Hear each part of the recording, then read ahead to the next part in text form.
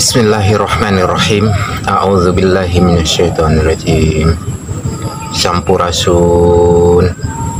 Salam sejahtera untuk kita semua. Om Swastiastu.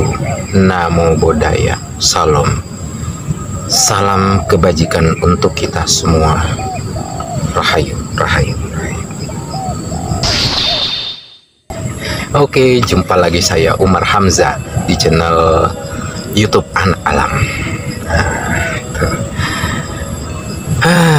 Kita seperti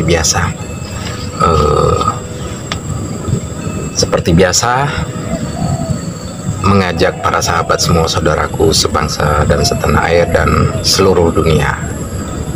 Saya mewakili anak alam, 99 anak alam di seluruh dunia, tersebar di seluruh dunia, di Eropa, di Amerika, di Australia, di China, di Rusia, dan seluruh negara.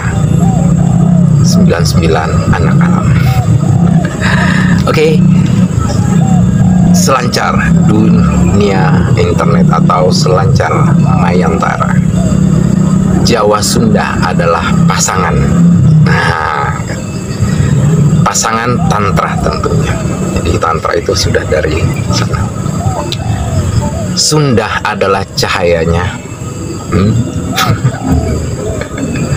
dan Jawa adalah penerangnya. Itu dia. Yang lain nanti menyusul. Oke, saya mengajak dulu para sahabat menyaksikan saudaraku yang sudah lama berkiprah di dunia sastra dan kebudayaan. Setiap manusia pasti ada kelebihan dan kekurangannya. Nah, termasuk saudaraku ini, suami dari sahabatku juga, Mbak Novia. Dulu ketemu Novia di Empat Sekawan, anak dari Pak Suprapto Kolopaking, namanya Novia Kolopaking. Nah, suaminya Novia Kolopaking adalah MH Ainun Najib, yang biasa dipanggil Cak Nun. Beliau sudah jauh hari, sudah beberapa tahun yang lalu, sudah 20 tahun yang lalu, sudah selalu menyampaikan dalam ceramah-ceramahnya di setiap kegiatan beliau tentang Nabi Muhammad. Tidak biasanya orang Arab itu semedi atau bertapa atau tapa. Nah, ini saya buka di sini karena kebetulan sudah diizinkan dari alam kahyangan, sudah diizinkan dibuka, maka saya buka sedikit. Nah, untuk lebih jauhnya kita saksikan dulu Kang Mas MH Ainun Najib atau Cak Nun berikut ini. Nabi Muhammad barang ya aneh kok. Wong Arab kok senengane topo. Ora ono ning dunya iki sing seneng topo mung wong Jawa. Wong Nabi Muhammad iki ben-bengi munggah gua njur sila ngono kae iki sapa kowe? Kowe mesti ya sak garis karo Sunan Kalijaga karo sapa ngono kae. Dadi mungkin ya turunan Kebumen po Sidoarjo po kan. Tapi kalau ngelihat riwayatnya dulu kan beliau turunan Ismail. Ismail itu putranya Siti Hajar. Siti Hajar itu ya istrinya Ibrahim yang disuplai dari luar Arab. Nah, yang saya cari dari filologi seluruh dunia yang namanya Hajar yo angel Pak. Bahasa Swahili Hajar Rauno. Bahasa Arab Hajar itu watu. Orang mungkin cawe itu dijenenge watu. Bahasa Inggris nggak ada sing ono ning Jawa. Macam-macam tak. Tokoh pendidikan nasional Ki Hajar Dewantara. Pokoknya Hajar iki full Jawa. Tadi Kanjeng Nabi kae ya mung pura-pura ora ngerti kene janjane ya alah mbah kujane ya mung wong. Perkara ini tafsir saya ya, Bu, ini benar atau tidak benar jangan tanya sama saya, selidikilah dan risetlah. Kan gitu. Nek sampean riset insya Allah akan menemukan gitu loh. Karena clue atau tanda-tanda yang kedua bahwa Muhammad itu ahistoris dan tidak relevan bahwa dia orang Arab. Pertama soal gambar tadi ya. Nomor dua, mana ada orang Arab lembut tutur katanya, lembut hatinya, penuh kasih sayang. Jadi aneh bahwa ada orang Arab yang berperilaku seperti Muhammad. Maka muncullah para habaib. Sampai sekarang para habaib itu menyebar ke seluruh dunia. Yang nomor tiga, saya sudah tanya sama Pak Nur Somad dan kepada teman-teman lain. Fadal Ustaz, sebentar lagi kita mohon antum untuk disini karena beliau masih sangat capek baru datang. Saya sudah tanya sama beliau, ada tradisi bertapa enggak pada orang Arab maupun Yahudi, syukur-syukur orang Eropa dan orang-orang yang lain. Fadal Ustaz, tepuk tangan untuk Ustaz Nur Somad. Ini nanti saya cuma meminta Anda meneliti ya, bukan untuk mempercayai saya ya. Menurut Ustaz Nur Somad tidak ada tradisi bertapa. Lah kok ini ada satu orang kok suka menyepi di gua, namanya Muhammad, dan itu tidak pernah diberi contoh oleh bapaknya, neneknya, kakeknya. Semua tidak ada yang punya tradisi bertapa. Setahu saya para bertapa itu hanya ada di negara-negara tropis, dari India sampai Asia Timur. Lah kok ada satu orang Arab bertapa ini? Kalau gitu, ini pasti gennya agak tidak murni, ini pasti ada campuran. Kalau Abdul Muthalib mungkin murni orang Arab, tapi Siti Aminah ini orang mana nih asli? Oke, kalau tidak bisa dan belum pernah ada riset soal Siti Aminah ya. Nah ini monggo para peneliti. Saya nggak apa, oke. Jadi kalau dari bapaknya namanya Abdullah bin Abdul Muthalib. Nah, ya Arab. Tapi sesungguhnya dahulu juga sebenarnya orang dari Nusantara juga, ya Nabi Ibrahim. Nabi Ibrahim memiliki istri dua, ya yang tercatat, yang kita ketahui semua, yaitu Siti Sarah dan Siti Hajar. Nah, Siti Hajar yang disuplai dari luar, dari luar Arab. Kemudian ditempatkan atau di atas perintah yang kuasa Allah Subhanahu wa Ta'ala untuk membangun wilayah Mekah. Mekah dahulu itu sebelum Nabi Ibrahim itu adalah hanya lembah kosong atau hanya pasir, dan ada memang bangunan pondokan, hanya tempat orang istirahat di situ. Di kota Mekah sekarang itu dahulu namanya Bakkah. Bakkah itu bak atau lembah. Nah, di kiri kanannya gunung, nah itu di bawahnya itu lembah pasir, atau bah namanya cawan. Kalau di sini lebak cawene itu ya salah satunya di Mekah sana. Jadi Siti Hajar ditempatkan di sana atas perintah Allah yang Maha Kuasa, ditempatkan di sana di Mekah. Setelah ditempatkan di sana tidak ada apa-apa, hanya gubuk biasa. Gubuk, kalau di sini gubuk pondokan di kebun gitu, hanya tempat persinggahan lalu lalang perdagangan dari Jeddah mau ke Madinah atau dari Yaman mau ke Madinah. Nah itu persinggahannya itu di Mekah, artinya pembangunan kemah. Di situ ada gubuk, disitulah ditempatkan Siti Hajar atas perintah Allah. Dan memang sejak pusat bumi itu dahulunya menyatu antara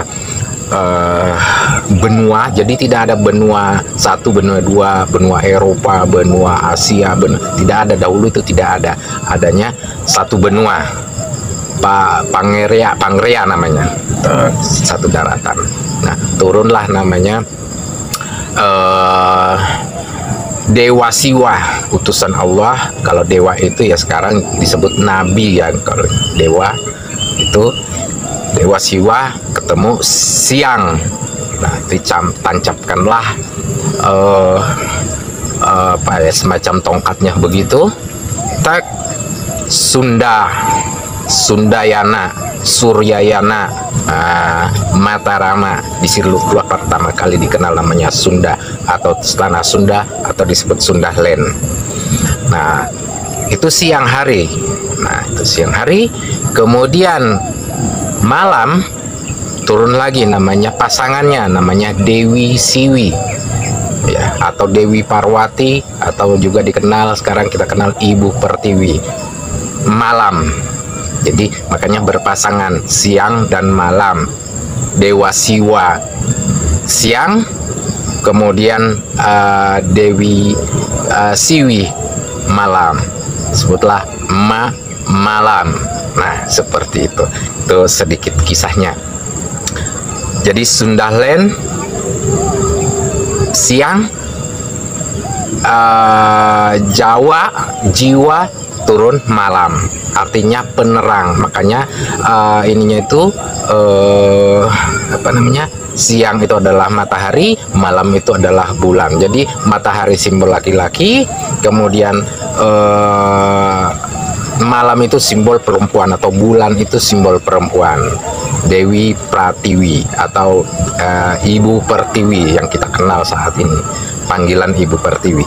Itulah dua-duanya, satu turun siang dari langit, satu turun malam. Nah, itulah kisah awalnya.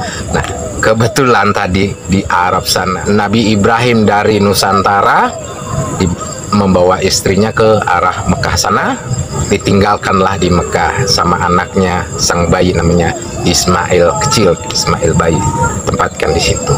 Nah, itulah cikal bakalnya sekarang Arab itu, Mekah itu dari situ. Nah, itu namanya Siti Hajar. Nah, kebetulan ibu saya namanya Siti Hajar. Ibu saya namanya Siti Hajar dan bapak saya namanya Ali. Nah, kakak saya yang pertama namanya, yang meninggal cuma 3 bulan di bumi, di dunia, namanya Muhammad. Itu kakak saya yang pertama, cuma 3 bulan. Kemudian setelah itu setahun kemudian lahirlah namanya kakak saya Usman. Begitupun lahir lagi berikutnya namanya Nur Laila. Selanjutnya lahir lagi namanya Asmawati. Asma itu ya 99 Asmaul Husna, diambil dari Asmawati, namanya kakak saya. Kemudian saya yang paling bontot, diberikanlah nama Umar, terus mengambil kakek saya Hamzah. Nah, itu jadi bapaknya bapak saya itu adalah Hamzah namanya, makanya Umar Hamzah. Ya, seperti itu. Nah, selanjutnya kita saksikan dulu dari biasa trending topik berikut ini. Banyak yang sudah tahu kalau negeri Syam adalah negeri yang diberkahi karena tanahnya subur, banyak terdapat buah-buahan dan sungai. Andreas Nikandros, seorang paleografer asal Yunani, datang ke Nusantara dengan semangat ilmiah. Namun apa yang ia temukan di tanah Jawa, naskah-naskah kuno, simbol-simbol tua, mengguncang semua pandangannya. Ia mulai bertanya, mungkinkah Syam yang sejati bukanlah tanah gersang, melainkan tanah subur di timur? Mungkinkah Candi Borobudur adalah monumen nyata dari peradaban keturunan Sem bin Nuh? Benarkah Rasulullah pernah berdagang ke tanah Jawa? Video ini mengajak kita untuk berpikir, bukan untuk bertengkar, apalagi menjadi orang Indonesia yang kearab-araban. Andreas Nikandros, seorang paleografer asal Athena, Yunani, lahir pada tahun 1990. Sejak muda, Andreas tertarik pada manuskrip-manuskrip kuno dan jejak peradaban awal manusia. Setelah menyelesaikan gelar doktoralnya di bidang paleografi dan sejarah kuno di Universitas Heidelberg, Andreas memutuskan untuk fokus meneliti peradaban Asia Tenggara, terutama Nusantara, yang dianggap masih menyimpan banyak misteri.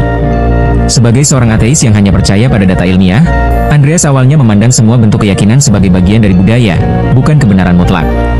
Pada usia 35 tahun, ia melakukan ekspedisi ilmiah ke Indonesia, meneliti aksara-aksara kuno, artefak, dan naskah-naskah tua di daerah Jawa, Sumatera, dan Sulawesi. Namun dalam penelitiannya, Andreas menemukan banyak petunjuk mencengangkan, nama-nama tempat, pola perdagangan, dan simbol-simbol kuno yang menunjukkan keterkaitan erat antara peradaban kuno Nusantara dan ajaran Islam. Ia juga menemukan naskah-naskah tua yang menunjukkan bahwa Nabi Muhammad pernah berdagang ke wilayah Timur Jauh, yang dalam beberapa naskah digambarkan sangat mirip dengan Nusantara. Lebih jauh lagi, Andreas menemukan bukti linguistik dan kosmologis yang memperkuat teorinya bahwa negeri Syam yang disebut dalam beberapa tafsir kuno tidak hanya merujuk ke wilayah Timur Tengah, tetapi juga mencakup Nusantara sebagai bagian penting dari pusat peradaban Islam awal. Ada sebuah petunjuk tentang di mana sesungguhnya negeri Syam itu berada, yakni dalam kitab Nurul Yakin fi Sirati Sayyidil Mursalin Muhammad, yang ditulis oleh Syekh Muhammad bin Afif Al-Bajuri. Di situ disebutkan bahwa ketika Nabi Muhammad berusia 9 tahun, ada yang mengatakan 13 tahun, Nabi berlayar ke Syam bersama paman beliau, Abu Talib, dengan membawa dagangan. Dan ketika Nabi Muhammad berusia 25 tahun, beliau kembali berlayar ke Syam dengan membawa dagangan Siti Hadijah. Lewat kitab Nurul Yakin fi Sirati Sayyidil Mursalin Muhammad inilah kita mendapatkan informasi bahwa Syam bukanlah berada di semenanjung Arab Utara, yang wilayahnya mencakup Arabia beserta, Arab Gurun Pasir, dan Arabia Petraea. Kedua wilayah itu cukup bisa ditempuh lewat perjalanan darat saja, hanya dengan menunggangi unta. Tidak perlu berlayar di padang gurun. Tapi justru negeri Syam yang dimaksud berada di semenanjung Arab Selatan, yakni di Felix Arabia, atau Arabia Subur, yang disebut juga sebagai Kepulauan Arab Selatan. Dan untuk ke sana harus ditempuh dengan cara berlayar. Dan kata berlayar sudah tentu identik dengan perjalanan laut. Peta-peta kuno hanya menggambarkan Felix Arabia di situ-situ saja, tidak perlu berlayar untuk bisa ke sana. Felix Arabia sendiri digambarkan sebagai tanah yang subur karena airnya yang mengalir, vegetasinya yang subur, dan kekayaan diperoleh dari kemenyan, kayu manis, dan perdagangan rempah-rempah. Pertanyaannya, daerah mana yang di masa itu terkenal penghasil rempah-rempahnya? Dalam Alkitab Perjanjian Lama disebutkan bahwa tanah Syam disebut sebagai the Isles of Going atau Kepulauan Jawi. Bensinis Kala Sounder X Jin, artinya itulah keturunan Syam, bangsa mereka, bahasa mereka, tanah mereka disebut Yawi. Yang menarik, bukankah nama Jawi dilekatkan sebagai nama bangsa, nama bahasa, dan nama wilayah? Identitas keturunan Sem bin Nuh, yaitu keturunannya disebut Bani Jawi atau Bani Jawa. Bahasanya disebut bahasa Jawi atau bahasa Jawa. Tanahnya disebut tanah Jawi atau tanah Jawa. Gawi atau Jawi, di mana Sem bin Nuh beserta keturunannya tinggal, juga disebut sebagai tempat tinggal bangsa jin. Dalam kitab Sulaiman alaihi salam Nabiyu al-Maliku karya Mansur Abdul Hakim, disebutkan, Qatadah dan Mukatil berkata, lembah semut itu adalah Zain, yang menjadi tempat tinggal para jin, dan semut menjadi dengannya. Di paragraf berikutnya disebutkan bahwa sebagian ahli tafsir mengatakan bahwa lembah semut berada di tanah Syam. Dan semut memiliki 2 sayap layaknya lalat. Sehingga dengan demikian, dapat dikatakan bahwa lembah semut itu berada di tanah Syam, di Kepulauan Gawi atau Kepulauan Jawa, yang dalam beberapa literatur kuno disebutkan bahwa Jawa pada zaman dahulu kala dihuni oleh kalangan bangsa jin yang ganas. Di dalam beberapa hadits berikut bahkan disebutkan bahwa negeri Syam merupakan tempat ditegakkannya tiang-tiang kitab, Amud Alkitab, yang memiliki kemiripan makna dengan istilah Haji Saka di Kepulauan Jawi.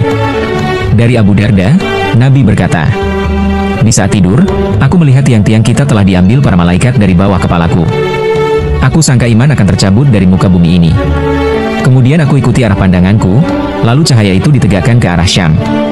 Tidakkah iman akan tetap ada di negeri Syam di saat terjadi fitnah? Kemudian dari Abdullah bin Amr bin Esh, Nabi bersabda, aku bermimpi melihat tiang kitab ditarik dari bawah bantalku. Kemudian aku amati, ternyata itu adalah cahaya sangat terang yang tegak mengarah ke Syam. Tidakkah iman itu terdapat di Syam? Lalu dari Abdullah bin Umar bin Al-Hattab, ia berkata, suatu hari Nabi bersabda kepada kami, dalam sebuah mimpi, sungguh aku melihat para malaikat mengambil tiang kitab lalu membawanya ke negeri Syam. Apabila terjadi banyak fitnah, sesungguhnya iman berada di Syam. Selanjutnya dari Umar bin Al-Hattab, ia berkata, Nabi bersabda, aku menyaksikan sebuah tiang dari cahaya yang keluar dari bawah kepalaku. Ia bersinar hingga menetap di negeri Syam. Untuk dipahami, tiang kitab Amud Alkitab memiliki kemiripan makna dengan Aji Saka. Dan bukankah legenda Aji Saka hanya dikenal di Nusantara? Kata Syam dalam bahasa Suryani maupun bahasa Ibrani artinya adalah nama atau di sana. Dalam bahasa Ibrani, kata Shem selain bermakna sebagai nama, juga bermakna sebagai memori atau monumen. Dari kata Shem atau Syam, yang berasal dari kata sama, samudra, menghasilkan turunan kata Shan atau San, yang berarti siang. Dan kata Syamsi atau Syams memiliki arti matahari. Nah, dari mana bangsa matahari ini berasal? Ingatlah kisah kaum Saba yang menyembah matahari, dan bukti seperti situs Ratu Boko yang menghadap ke arah matahari terbit, dan juga keterkaitannya dengan Candi Borobudur peninggalan Nabi Sulaiman. Pertanyaan selanjutnya, jika dalam Alkitab disebutkan bahwa Sem atau Syam lokasinya merujuk ke bumi Jawa, maka adakah monumen yang juga bernama Syam atau berkaitan dengan Syam?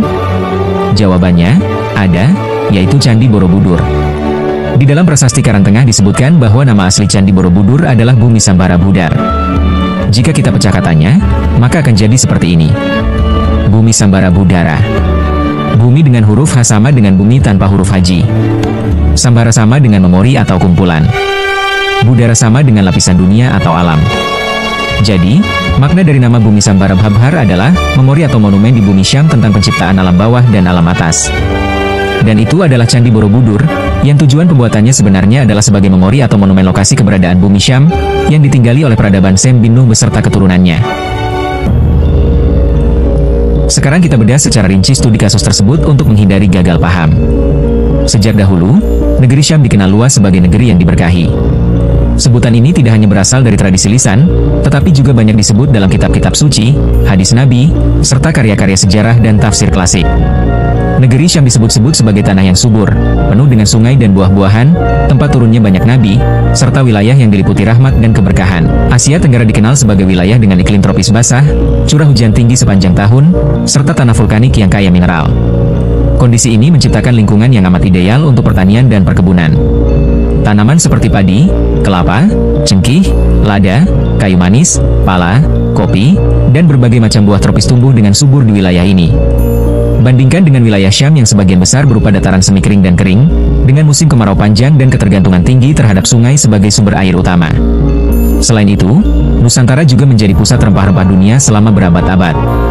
Bahkan, bangsa-bangsa besar seperti Portugis, Belanda, Inggris, dan Spanyol berlayar ribuan kilometer hanya untuk mendapatkan rempah-rempah dari tanah ini. Sementara itu, wilayah Syam tidak pernah dikenal sebagai penghasil rempah-rempah utama dunia. Nusantara, yang kini dikenal sebagai Indonesia, pernah menjadi jalur rempah-rempah terbesar di dunia karena kekayaan alamnya yang melimpah, terutama di Kepulauan Maluku yang dijuluki The Spice Island. Sejak abad pertama Masehi, pedagang dari India, Arab, dan Tiongkok sudah datang ke Nusantara untuk mendapatkan rempah-rempah seperti cengkeh, pala, dan lada, yang saat itu sangat berharga seperti emas di pasar Eropa. Pada abad ke-15 hingga ke-17, bangsa Eropa seperti Portugis, Spanyol, Belanda, dan Inggris mulai datang dan berebut kendali atas perdagangan rempah-rempah di wilayah ini. Persaingan ini membawa kolonialisme dan menjadikan Nusantara sebagai pusat penting dalam peta perdagangan dunia. Jalur rempah-rempah ini tidak hanya membentuk sejarah ekonomi dunia, tapi juga memengaruhi budaya, politik, dan peradaban di kawasan Asia Tenggara. Jadi, jika ukuran, keberkahan, dan kesuburan adalah hasil bumi dan kekayaan alam, maka wilayah Asia Tenggara jauh lebih pantas menyandang gelar itu. Namun mengapa justru negeri Syam yang mendapat pengakuan luas sebagai negeri penuh keberkahan? Hal ini tentu tidak bisa dilepaskan dari narasi-narasi keagamaan yang diwariskan secara turun-temurun. Dalam Al-Quran dan hadis Nabi, negeri Syam memang disebut-sebut sebagai wilayah yang dilindungi dari fitnah, tempat munculnya para nabi, serta tempat bersemayamnya iman di akhir zaman. Artinya, keberkahan Syam lebih bersifat spiritual dan historis dibanding sekadar materi atau hasil bumi. Namun dalam konteks geografis dan agrikultur, kita perlu menggali ulang pemahaman tentang apa yang disebut tanah subur. Kitab Nurul Yakin, sebuah karya klasik yang mengulas perjalanan Nabi Muhammad, khususnya perjalanannya ke Syam. Kitab ini merupakan salah satu referensi penting dalam tradisi Islam yang memberikan wawasan tentang berbagai aspek sejarah dan geografi yang berkaitan dengan kehidupan Nabi Muhammad. Salah satu topik yang menarik dalam kitab ini adalah mengenai perjalanan Nabi Muhammad ke Syam, yang menjadi petunjuk penting untuk menentukan lokasi geografis Syam serta rute perjalanan yang digunakan pada masa itu. Salah satu poin penting yang diungkap dalam Nurul Yakin adalah perjalanan Nabi Muhammad yang mencakup rute ke Syam. Meskipun sebagian besar perjalanan beliau yang terkenal seperti hijrah ke Madinah sering dibahas dalam konteks darat, perjalanan beliau ke Syam menggunakan jalur laut menjadi petunjuk yang menarik mengenai posisi geografis Syam. Hal ini menjadi lebih relevan dalam memahami kedudukan Syam dalam peta dunia Islam, terutama pada masa awal Islam. Dalam Nurul Yakin, ada beberapa bagian yang mengisyaratkan bahwa Syam yang dimaksud adalah wilayah yang terletak di sebelah selatan Hijaz. Salah satu petunjuk yang sangat penting adalah mengenai jalur laut yang digunakan Nabi dalam perjalanannya ke Syam. Kitab ini menggambarkan bagaimana Nabi Muhammad, ketika dalam perjalanan menuju Syam, menggunakan jalur laut yang merujuk pada wilayah yang menghadap ke Laut Mediterania. Menurut Nurul Yakin, perjalanan ke Syam melalui jalur laut adalah suatu pilihan yang tepat pada masa itu, mengingat adanya hubungan yang erat antara kawasan Hijaz dengan wilayah Syam melalui Laut Merah dan Laut Tengah. Rute laut ini mengindikasikan posisi Syam yang tidak terletak terlalu jauh dari Mekah dan Madinah, namun lebih mengarah ke arah utara dan barat, yang bisa dicapai dengan perjalanan laut. Meskipun dalam banyak teks sejarah awal Syam sering diidentifikasi sebagai wilayah yang lebih utara, petunjuk dari Nurul Yakin memberikan indikasi bahwa Syam juga memiliki kaitan dengan wilayah selatan. Petunjuk ini penting dalam menjelaskan bagaimana Syam dapat dianggap sebagai wilayah yang lebih mudah diakses melalui perjalanan laut dari Mekah dan Madinah, yang terletak di arah selatan. Dalam sejarah klasik, sebutan Arabia Felix atau Arabia yang berbahagia merujuk pada suatu wilayah di bagian selatan semenanjung Arabia yang dianggap sangat subur, kaya akan hasil bumi, dan memiliki posisi strategis dalam jalur perdagangan internasional. Nah, istilah Arabia Felix secara harfiah berarti Arabia yang bahagia atau Arabia yang makmur. Dalam pemetaan geografis Romawi, Arabia Felix mencakup wilayah yang kira-kira sekarang dikenal sebagai Yaman, sebagian dari Oman, dan ujung selatan Arab Saudi. Wilayah ini berbeda dari bagian utara Arabia yang dikenal tandus dan bergurun. Keunggulan utama Arabia Felix adalah letak strategis di Selat Bab el-Mandeb yang menghubungkan Laut Merah dan Samudra Hindia. Wilayah Arabia Felix dijuluki sebagai pusat dagang dunia kuno, dan kekayaan rempah-rempahnya menjadi daya tarik utama bangsa Romawi dan India. Rempah-rempah bukan sekadar bahan masakan. Di masa lalu, rempah-rempah seperti cengkeh, pala, kayu manis, dan lada hitam memiliki nilai yang lebih tinggi daripada emas. Fungsinya meliputi pengawet makanan, obat-obatan dan pengobatan tradisional, bahan parfum dan kosmetik, keperluan ritual dan keagamaan. Namun pertanyaan krusial adalah, apakah rempah-rempah itu benar-benar berasal dari Arabia Felix, atau hanya transit di sana? Banyak sumber klasik menyebut bahwa Arabia Felix menjadi pusat rempah-rempah. Tetapi bila kita cermati lebih dekat, status ini lebih tepat disebut sebagai pusat transit atau hub perdagangan, bukan sebagai sumber asli, atau kalau bahasa gaulnya adalah titik kumpulnya para makelar. Bukti-bukti kuat menunjukkan bahwa rempah-rempah seperti kayu manis dan pala tidak tumbuh di wilayah Arabia, melainkan berasal dari wilayah Asia Tenggara, terutama Sumatera dan Jawa di Indonesia. Maluku kepulauan rempah-rempah. India bagian selatan dan Sri Lanka. Bangsa Arab, terutama dari Yaman, adalah pedagang ulung yang menguasai jalur laut dari Samudra Hindia hingga Laut Merah. Mereka membawa rempah-rempah dari Asia, dan menjualnya ke Mesir, Yunani, dan Roma melalui pelabuhan seperti Muza dan Kana. Oleh karena itu, bangsa Eropa mengira bahwa rempah-rempah berasal dari Arabia, padahal hanya disimpan dan dijual di sana. Sumber Yunani seperti Pliny the Elder dalam Naturalis Historia mengeluh tentang besarnya uang Romawi yang mengalir ke Arabia untuk membeli rempah dan parfum. Padahal dalam beberapa catatan, ia juga menyatakan bahwa asal-asli rempah-rempah itu tidak diketahui secara pasti, karena para pedagang Arab merahasiakannya demi menjaga monopoli dagang. Fakta ini menguatkan dugaan bahwa Arab bukan penghasil rempah, tetapi pengendali distribusinya. Mereka merahasiakan jalur asal, terutama Asia Tenggara, dari para pembeli Eropa. Arabia Felix menjadi topeng geografis yang menutupi peran besar Asia dalam produksi rempah. Dengan semua catatan sejarah, kita dapat menyimpulkan bahwa wilayah utama penghasil rempah-rempah dunia kuno adalah Asia Tenggara, bukan Arabia. Wilayah seperti Kepulauan Maluku, dikenal sebagai Spice Island, adalah sumber asli. Pala dan fuli atau mace, yang hanya tumbuh alami di Banda. Cengkeh yang berasal dari Ternate dan Tidore. Kayu manis yang banyak ditemukan di India dan Sri Lanka.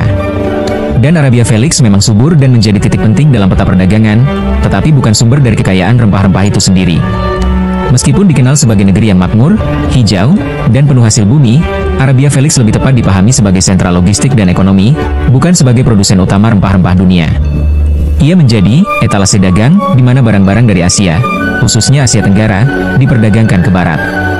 Hal ini menjadi bukti bahwa sejak ribuan tahun lalu, Asia Tenggara sudah memainkan peran besar dalam perekonomian global, meskipun tidak selalu dikenali namanya. Dengan mempertanyakan ulang narasi lama tentang Arabia Felix, kita membuka ruang bagi pengakuan sejarah yang lebih adil terhadap peran wilayah timur dunia, terutama Nusantara, dalam membentuk peta perdagangan global masa lalu. Dalam kajian sejarah dan bahasa, satu topik yang makin menarik perhatian adalah keterkaitan antara nama Jawi atau Yawi dengan konsep tanah Syam sebagai wilayah keturunan Sem bin Nuh. Munculnya istilah Isles of Going atau Isles of Javan dalam Alkitab Bible sering dikaitkan dengan kepulauan di timur jauh yang dalam bahasa lokal disebut tanah Jawi, mencakup Pulau Jawa dan sekitarnya. Dalam kitab Kejadian pasal 10, dikenal juga sebagai tabel bangsa-bangsa, disebutkan silsilah anak-anak Nuh, termasuk Sem, Ham, dan Yafet. Salah satu nama yang muncul dalam daftar keturunan Yafet adalah Jawan, atau Yawan, yang oleh banyak ahli diyakini merujuk pada bangsa Ionia, Yunani kuno. Namun demikian, tafsir yang lebih luas dan lintas budaya menafsirkan bahwa Isles of the Gentiles dan Isles of Javan juga mengacu kepada kepulauan di timur jauh, yakni wilayah maritim Asia yang dihuni bangsa-bangsa yang terhubung dengan keturunan Sem. Dalam terjemahan lama Alkitab, frasa ini kerap disebut sebagai Isles of Going Forth atau Isles of Going, yang dalam bahasa Inggris lama bisa dimaknai sebagai pulau-pulau tempat keturunan menyebar atau berhijrah. Beberapa peneliti menyamakan Javan dalam bentuk bunyi aslinya sebagai Yawi atau Jawi, yang dalam konteks Asia Tenggara mengarah pada Pulau Jawa dan kawasan sekitarnya. Nama Jawi adalah istilah lama yang digunakan di Nusantara, bukan hanya untuk merujuk pada Pulau Jawa secara geografis, tetapi juga kepada peradaban dan kebudayaan Islam di Asia Tenggara. Di era Kesultanan Melayu dan zaman Kekhalifahan Islam, kata Jawi mengacu pada orang-orang yang berasal dari wilayah Nusantara, seperti Jawa, Sumatera, Kalimantan, dan sekitarnya. Bahasa Melayu dalam bentuk tulisan Arab yang disebut Arab Jawi. Tradisi keilmuan Islam dari Asia Tenggara. Nama Jawi ini tidak hanya diakui oleh bangsa sendiri, tetapi juga oleh para ilmuwan Arab dan Persia yang menyebut para pelajar dari Timur Jauh sebagai Al-Jawi. Misalnya, Syekh Nawawi Al-Bantani dikenal di Mekah sebagai ulama besar dari negeri Jawi. Semua ini menandakan bahwa Jawi bukan sekadar nama tempat, melainkan identitas budaya dan spiritual yang mengakar dalam peradaban Islam dan dalam narasi asal-usul keturunan manusia. Dalam naskah-naskah kuno, tanah Jawi juga sering digambarkan sebagai tanah pilihan, subur, dan pusat kebijaksanaan, yang beririsan dengan deskripsi negeri-negeri para nabi dalam tradisi Timur Tengah. Uniknya, bahasa Jawa dan bahasa-bahasa daerah di Indonesia memiliki sejumlah akar kata dan pola fonetik yang beresonansi dengan bahasa Arab dan Ibrani. Sebagai contoh, banyak istilah-istilah agama dan budaya yang bisa ditelusuri kesamaan logika atau struktur penyebutannya. Terdapat pula unsur Suryani dan Sanskerta, dua bahasa yang punya hubungan erat dengan rumpun bahasa Semitik dan Indo-Eropa, yang ditemukan dalam aksara kuno dan prasasti di Jawa. Ini memperkuat anggapan bahwa tanah Jawa adalah titik pertemuan budaya Timur Tengah dan Asia, yang telah berlangsung jauh sebelum datangnya kolonialisme Barat. Matahari di sini adalah simbol pusat. Jika demikian, maka Syams dan Syah bisa memiliki akar makna yang berkaitan, yakni menunjuk pada wilayah yang dianggap sebagai pusat cahaya, peradaban, dan ilmu, baik dalam arti spiritual maupun kosmologis. Jika dikaitkan dengan geografi spiritual, Timur adalah tempat terbitnya matahari, dan dalam banyak tradisi dunia Timur dikaitkan dengan awal mula peradaban dan pencerahan. Maka, Timur adalah arah Syams. Nusantara, yang terletak di ujung timur dunia lama, menjadi wilayah yang syarat dengan simbolisme matahari. Banyak peninggalan arkeologi seperti Candi Sukuh, Candi Penataran, hingga situs Ratu Boko dibangun dengan orientasi terhadap pergerakan matahari dan pemujaan kepada kekuatan alam. Nama Ratu Boko sendiri, yang konon adalah istana pada masa lalu, menyimpan banyak misteri. Situs ini berada di dataran tinggi dan menghadap langsung ke arah matahari terbit, sebuah indikasi kuat bahwa ritus-ritus matahari atau pemujaan terhadap cahaya memiliki peran besar dalam kebudayaan lokal. Beberapa peneliti bahkan meyakini bahwa struktur dan letak bangunan di Ratu Boko berfungsi untuk mengamati pergerakan matahari dan bulan, mirip dengan peradaban kuno Mesir dan Maya. Bukankah Nusantara, terutama Jawa, Maluku, dan Sumatera, dikenal dunia sebagai Isles of Spices dan pusat perdagangan yang membuat bangsa-bangsa besar berlomba datang ke sini? Jika kaum Sabah atau keturunan Sem berkembang menjadi peradaban pemuja matahari dan dagang rempah, maka tanah Jawi sebagai tanah keturunan Sem yang dikenal sebagai pusat rempah-rempah dan kaya kosmologi spiritual, menjadi sangat relevan. Dengan kata lain, Syam, dalam makna simbolik bisa berarti Nusantara, khususnya wilayah timur seperti Jawa yang menyimpan kekayaan budaya matahari dan cahaya pengetahuan. Andreas dari Yunani. Nah, dari Yunani, seorang filolog atau sejarawan tertarik sejarah-sejarah di Nusantara. Berangkatlah dari sana ke Indonesia saat ini, belajar, menggali, akhirnya ketemu satu titiknya. Nah, kalau video saya yang lalu ada namanya William, sekarang adalah Andreas. Jadi kalau William dari Belanda, kemudian kuliah di Amerika, doktoralnya, seorang filolog juga, kemudian meneliti ke Indonesia Nusantara. Nah, sekarang adalah Andreas dari Yunani, Eropa sana.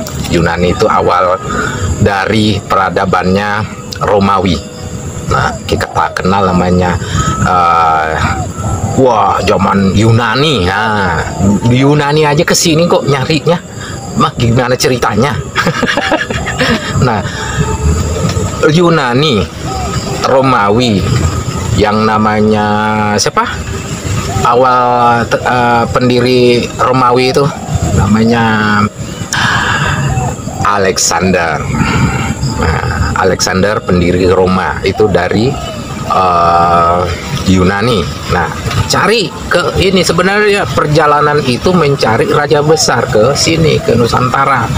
Dahulu belum Nusantara, cari raja besarnya. Dia arah ke timur kan. Nah, sekarang era kini nih dari Yunani datang langsung.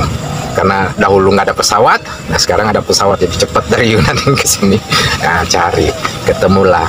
Jadi apa yang disampaikan Kang Mas Cak Nun, MH Ainun Najib, bahwa Kanjeng Nabi ada darah campuran. Ini tidak biasanya nih orang Arab nih bertapa atau topo di goa-goa nih. Nah, tidak biasanya. Nah, itu betul. Bapaknya orang dari Arab, namanya Abdullah bin Abdul Muthalib. Jadi itu orang Arab, kemudian berangkat ke mencari rempah-rempah ke Nusantara. Nah, yang menjadi sahabat atau teman seperjuangannya Abdullah adalah itu namanya Wahab. Nah, Wahab itulah teman yang mengajak pertama kali Abdullah berdagang ke Nusantara, itu adalah Wahab. Nah, kemudian Nabi juga belajar juga berdagang dengan kabilahnya Wahab. Seperti itu. Seolah-olah Wahab ini ayahanda daripada Siti Aminah. Nah, Siti Aminah sendiri ya secara tidak langsung kenal Wahab ya karena dari teman, artinya teman dagangnya Abdullah kan.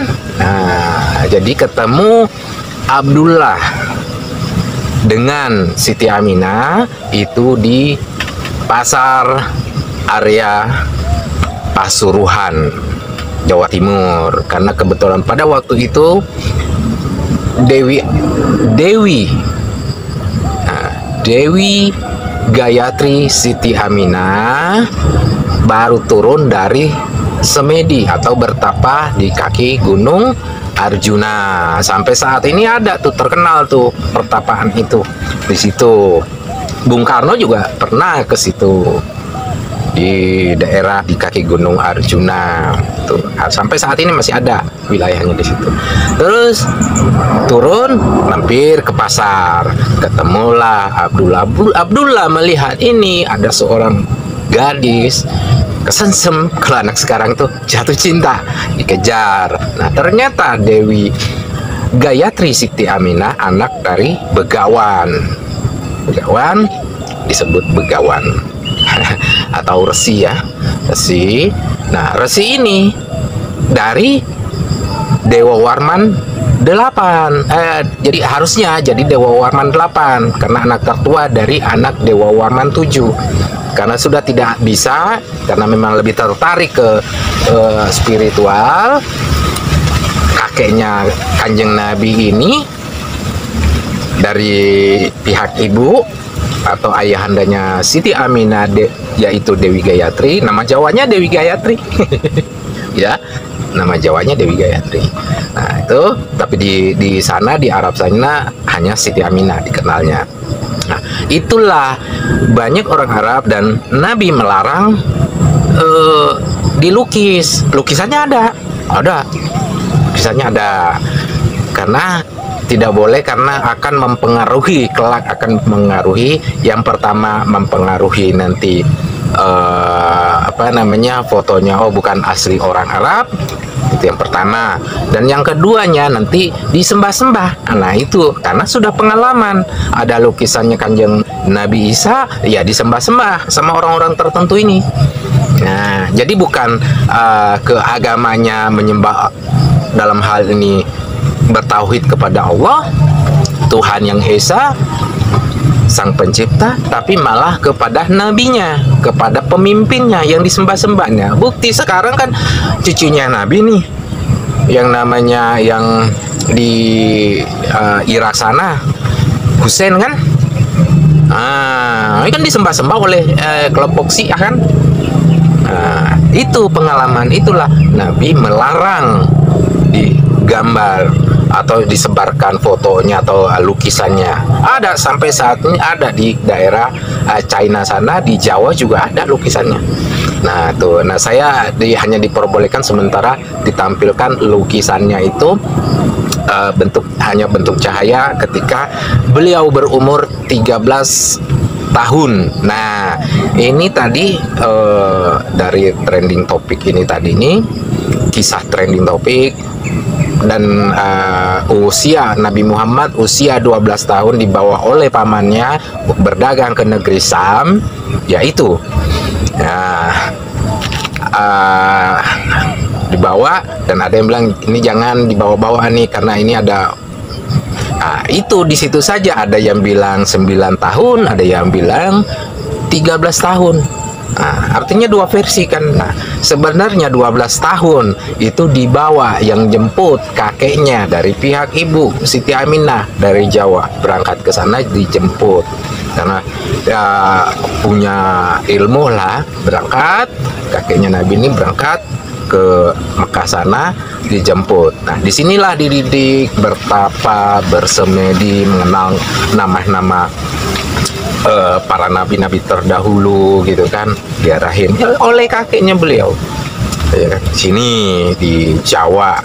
Jadi terakhir karena beliau Kanjeng Nabi itu masih ada keturunan dari Dewa Warman atau bahkan Purnawarman, pendiri itu masih ponakannya pendiri Tarumanegara. Nah, juga pendiri masih ponakan pendiri daripada kerajaan Kalingga. Nah, ya kan, ibunya itu masih saudaraan dengan pendiri kerajaan Kalingga, adiknya pendiri kerajaan Kalingga. Nah, kan masih Jawa. Jadi Kalingga itu berada di Jawa bagian utara, seperti itu. Jadi negeri Sam yang sebenarnya itu, Sam itu adalah Sin ya. Sin, Syam adalah matahari, adalah Sunda, Sundahyana, Suryayana atau Matarama. Ya sama. Kalau di Indonesia kan ya matahari juga kan. Negeri matahari, yaitu di Jawa sini. Jadi Sunda itu Bapak Angkasa, kemudian Jawa itu bumi atau ibu bumi, ibu pertiwi. Jadi nyatu antara angkasa, matahari dengan bumi. Angkasanya adalah dewa Siwa, kemudian buminya adalah ibu Siwi atau ibu pertiwi. Ketemu, artinya Jawa dan Sunda itu adalah pasangan. Sebagaimana yang kita kenal saat ini adalah siang dan malam, pasangan. Makanya simbol Dewa Siwa matahari, kemudian Dewi Siwi adalah simbol bulan. Nah, bulan simbolnya lagi adalah rahayu, cantik. Kira-kira seperti itu. Jadi inilah yang kita mesti pelajari. Jadi tidak perlu lagi ada ngaku keturunan nabi, keturunan ini, ya kan, ngaku habaib. Nah, inilah sumbernya, ini semua Yaman kan. Ayo, Yaman, Teluk Eden tuh.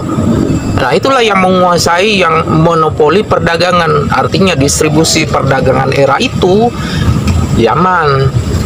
Nah, sekarang yang kita kenal tuh di Singapura. Ya, Singapura juga tidak punya apa-apa kok. Mana ada di situ. Itu cuma gudang, transit. Dan kebetulan tahun 1522 terjadi perjanjian. Namanya perjanjian Padrau. Di situ di Tumasek yang sekarang jadi Singapura. Itu antara Surawisesa, Raden atau masih pangeran ya. Pangeran Surawisesa kemudian menandatangani perjanjian dengan Portugis, utusan Portugis, karena dimulai dari perdagangan atau Turki menutup jalur perdagangan tahun 511, ditutup tuh, dikuasai oleh Turki, ya kan. Nah, Eropa kesinilah Portugis. Nah, perjanjian itu sampai sekarang ada tuh di kota tuh, Tugu Batunya tuh, sampai saat ini ada di kota Jakarta tuh. Di stasiun, dekat stasiun kota tuh Jakarta, ada di situ sampai saat ini, Sunda Kelapa. Nah, itu juga bersamaan karena Demak tidak sepakat karena Demak berafiliasi dengan Turki. Nah, era itu jadi tidak setuju ada perjanjian itu, diseranglah, ya kan. Jayakarta nih diserang. Ternyata perjanjian itu, penandatanganan itu tidak di Jakarta, di Sunda Kelapa, tapi di Singapura. Nah, jadi membangun, tugasnya Portugis membangun bunker atau gudang-gudang di bawah tanah, tugasnya. Kemudian dibayarnya menggunakan rempah-rempah atau lada. Nah, itulah tugasnya. Nah, kemudian berapa puluh tahun kemudian, 100 tahun kemudian, Spanyol nuntut juga. Masa cuman Portugis yang dikasih? Saya mana? Nah, dikasihlah. Oke, ajukan proposal, maumu apa? Kata Pajajaran nih, Surawisesa nih. Oke, apa? Ngajuin lah. Nah, ini Surawisesa sudah jadi raja, Siliwangi. Sudah Siliwangi 4. Nah, sudah menjadi Siliwangi 4. Surawisesa, tanda tangan, dibuatlah, mendirikanlah namanya VOC. Nah, VOC ya yang mendirikan Pajajaran, Surawisesa selaku raja. Itu komisarisnya. Jadi direkturnya atau direktur utamanya ya Spanyol. Itulah VOC. Jadi Spanyol itu hanya direksi, menjalani tugasnya, diberikanlah semua fasilitas. Itu terbentuknya VOC itu setahun, atau dibuat aktenya itu 20 Maret 1602. Kemudian diberikan fasilitas 3 bulan kemudian, yaitu 8 Agustus 1602. Nah, itu VOC. Nah, ini jarang yang mengetahui hal ini. Jadi walaupun ada sepotong-sepotong, jadi nggak nyambung nih, satu sama lain tuh nggak nyambung. Padahal satu sama lain kalau dirunut, ditarik benang merahnya kan ketemu. Nah, itu. Kemudian, nah, terjadilah pengembangan VOC, kemudian terjadilah pergolakan di Harmoni, sekitar Harmoni Jakarta, Harmoni sampai kota sana, pembantaian saudara-saudara kita yang mata sipit di sana. Itu ini lagi di situ namanya Geger Pecinan. Itu di tahun 17 berapa? 1740. Nah, di 1740 itu ada pangeran dari Solo, anak dari Mangkunegoro, gelarnya namanya Raden Mas Said, memiliki guru atau belajar kepada Raden Kian Santang.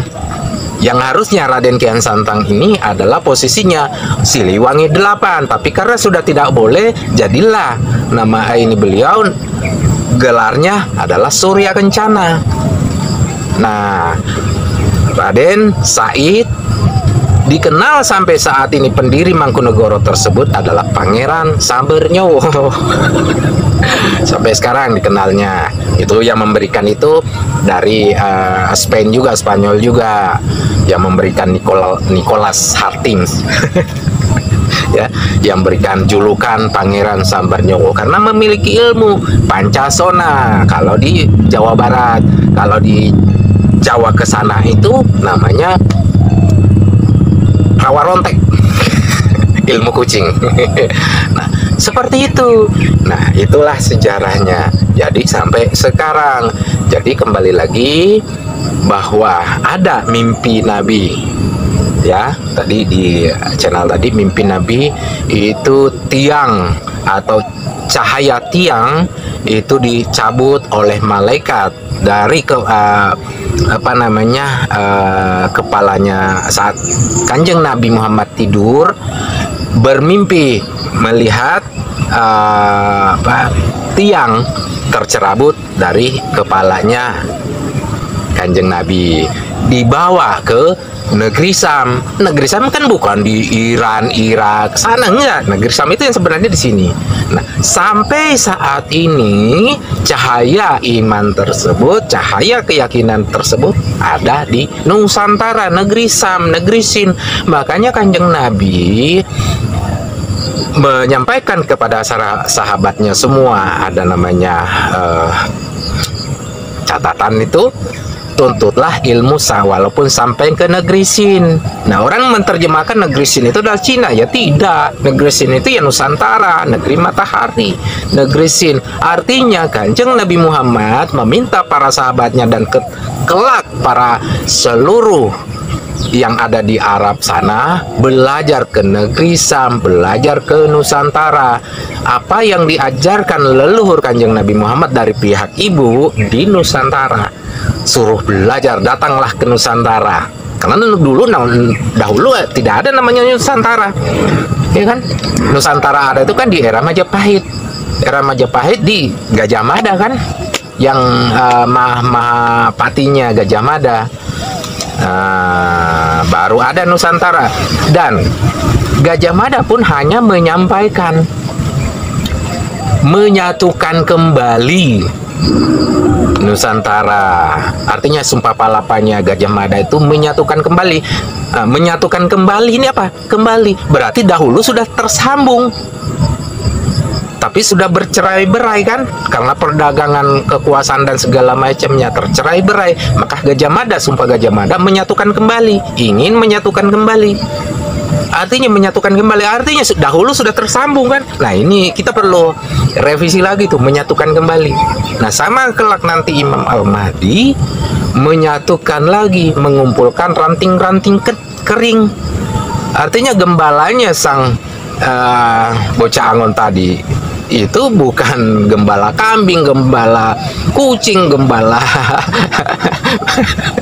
kebo, bukan, tapi menyatukan kembali negeri-negeri yang dahulu sudah bercerai-berai. Itulah tugasnya sang bocah Angon, atau disebut Satrio Piningit, bocah Angon, budak Angon.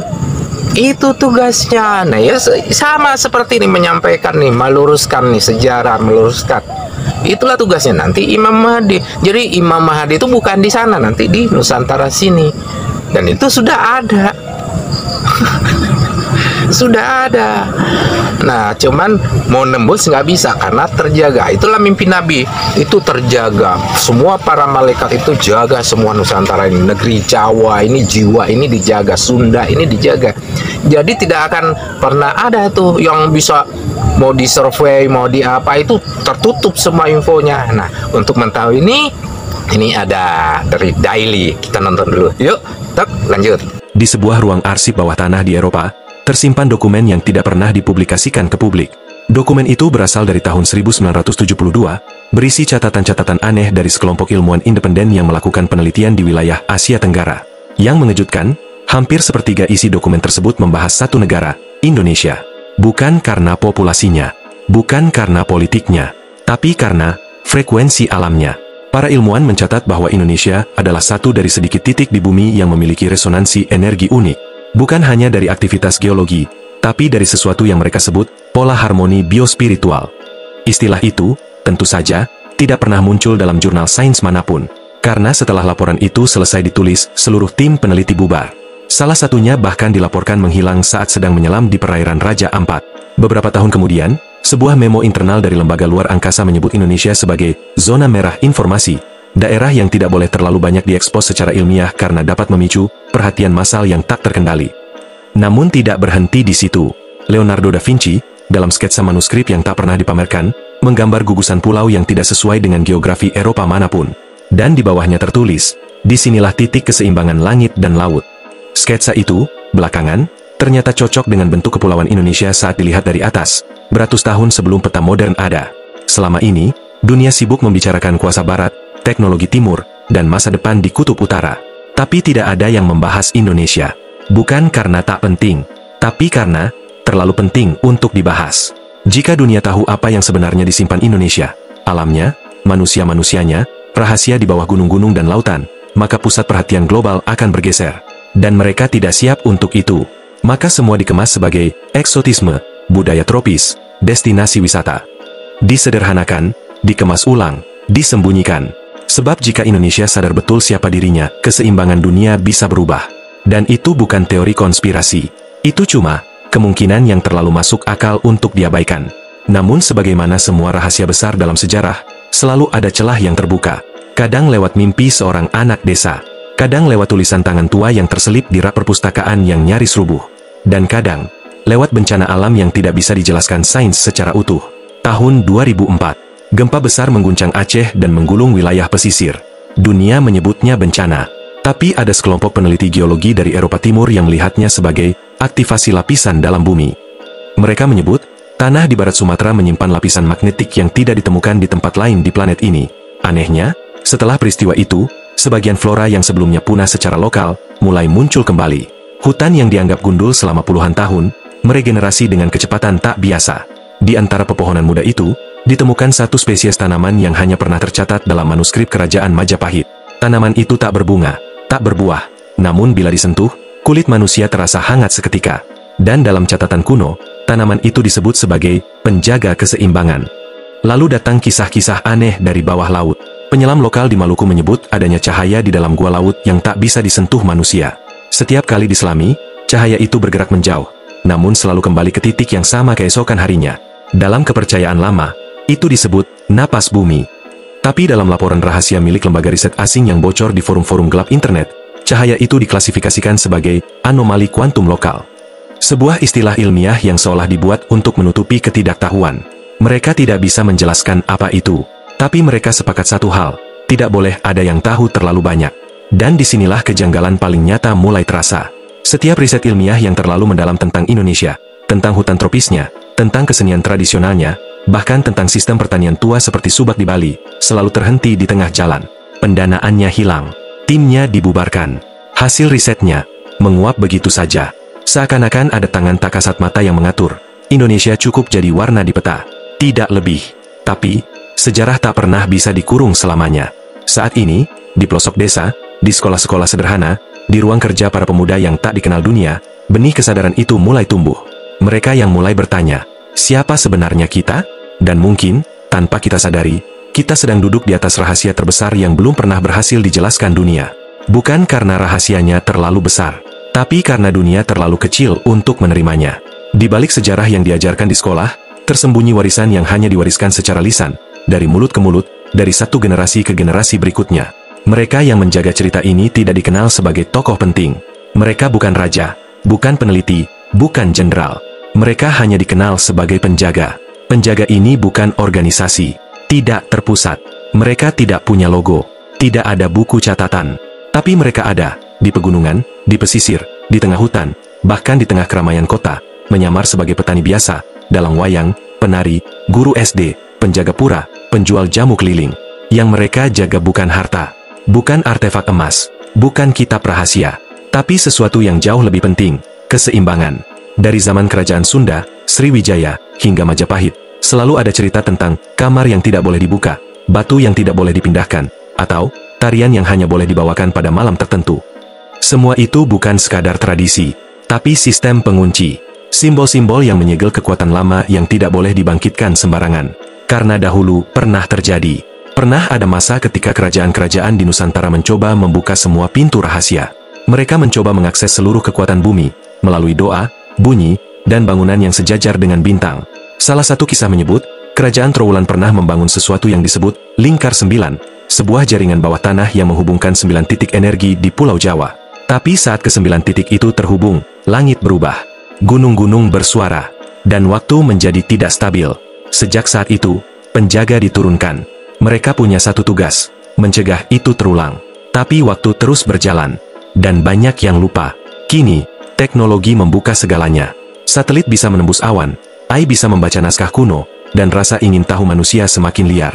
Perlahan, gerbang-gerbang itu mulai terbuka kembali, bukan oleh raja atau pendeta, tapi oleh mereka yang tak tahu apa yang sedang mereka ganggu. Dan para penjaga mulai gelisah. Beberapa dari mereka mulai muncul dalam mimpi orang asing. Ada yang melukis wajah yang tak pernah mereka lihat sebelumnya. Ada yang mendengar nyanyian kuno yang tidak bisa mereka lupakan. Pertanda itu jelas, sesuatu sedang bangkit. Sesuatu yang selama ini hanya dianggap mitos. Saat dunia semakin sibuk dengan hiruk-pikuk teknologi, sosial media, dan berita dunia, ada seseorang yang diam-diam mengumpulkan potongan-potongan sejarah yang telah terlupakan. Tidak ada nama yang terkenal, tidak ada wajah yang dikenali, hanya sosok yang menyatu dengan bayangannya sendiri. Di balik masker ketenaran, ia adalah bagian dari mereka yang menyebut dirinya sebagai penghubung kebenaran. Tugasnya jelas, mengumpulkan artefak dari 9 titik itu. Artefak pertama yang ditemukan adalah sebuah batu hitam yang ditemukan di dasar Laut Bali, di sekitar titik pantai selatan. Batu itu berkilau, meski terendam dalam laut selama ratusan tahun. Tidak ada yang tahu bagaimana batu itu bisa berada di sana, kecuali para penjaga yang selama ini diam-diam menjaga rahasia itu. Mereka menyebutnya batu pemanggil. Batu yang bisa mendengar suara dari dimensi lain. Ketika batu itu diletakkan di altar, selama 3 malam berturut-turut, seorang pria tua dari Bali mulai melihat kilatan cahaya yang tidak bisa dijelaskan. Pada malam keempat, ia menghilang, meninggalkan hanya sebuah catatan, kebangkitan dimulai. Artefak kedua ditemukan di Candi Sukuh. Relik kuno yang tampaknya hanya sebuah patung kecil, tampak biasa saja. Namun pada saat disentuh oleh seorang pengunjung asing, patung itu mengeluarkan suara rendah yang hanya bisa didengar oleh beberapa orang tertentu. Suara yang seakan datang dari jauh, dari sebuah dunia yang tidak terjangkau manusia. Patung itu disebut patung pendengar. Dan dalam catatan kuno yang ditemukan tersembunyi di balik reruntuhan candi, tertulis bahwa patung ini akan berbicara kepada siapapun yang siap mendengar dengan hati yang benar-benar jernih. Fenomena-fenomena aneh mulai bermunculan. Orang-orang di sekitar titik-titik tersebut melaporkan mimpi yang sama, mimpi tentang langit yang terbuka, tentang suara yang mengundang mereka ke sebuah tempat yang tak pernah mereka lihat. Namun begitu mereka terbangun, semuanya terasa kabur, seperti ilusi, seperti dunia lain yang belum terjamah. Dan di balik semua itu, ada sosok misterius yang mengarahkan jalan. Ia selalu muncul tanpa peringatan, menyelusup ke kota-kota kecil, pergi ke desa-desa terpencil, dan kadang hanya meninggalkan jejak berupa benda-benda yang seharusnya tak mungkin ada di tempat itu, seperti serpihan logam biru yang tidak dikenal, atau peta kuno dengan simbol yang hilang maknanya. Sosok ini tahu satu hal, ia bukan yang pertama menemukan artefak-artefak ini, ia hanya yang terakhir mengumpulkannya. Karena apa yang dimulai ratusan tahun lalu, kini tiba pada titik akhir. Seluruh dunia mungkin tidak siap dengan apa yang akan terjadi jika lingkar 9 akhirnya dibuka. Namun ada satu pertanyaan yang selalu menggantung di benak mereka yang mencari tahu. Siapa sebenarnya yang membuka gerbang itu? Bukan manusia, bukan penjaga, melainkan sesuatu yang lebih tua, yang telah tertidur begitu lama, menunggu untuk dibangkitkan kembali. Di sebuah malam yang sunyi, di bawah sinar rembulan yang tidak biasa, suara gemuruh dari dalam tanah mulai terdengar. Mereka yang sensitif merasakannya, seperti getaran yang datang dari dalam tubuh, seakan tanah dan langit ingin menyatu. Dan di pusat getaran itu, ada sebuah nama yang hanya bisa didengar oleh mereka yang tahu bagaimana cara mendengarnya. Indonesia. Namun, tidak hanya Indonesia yang terancam. Ketika 9 titik itu terbuka, seluruh dunia akan tersentak. Dan pertanyaan itu akan terjawab. Apakah ini kebangkitan peradaban baru? Atau kehancuran peradaban lama? Dan hanya mereka yang telah dipilih, mereka yang mendengar, mereka yang melihat, mereka yang memahami, akan tahu jawabannya. Di riset, udah bikin tim, di riset nih, Indonesia ini. Iya kan? Begitu udah selesai, belum selesai, bubar timnya, pendananya hilang. Apa itu? Kekuatan apa itu? Nah, cahaya di dalam laut sama, diteliti, mau nih menjauh cahaya itu. Begitu besok balik lagi, ada lagi titik itu. Nah, itu artinya terjaga Nusantara ini, Indonesia ini terjaga.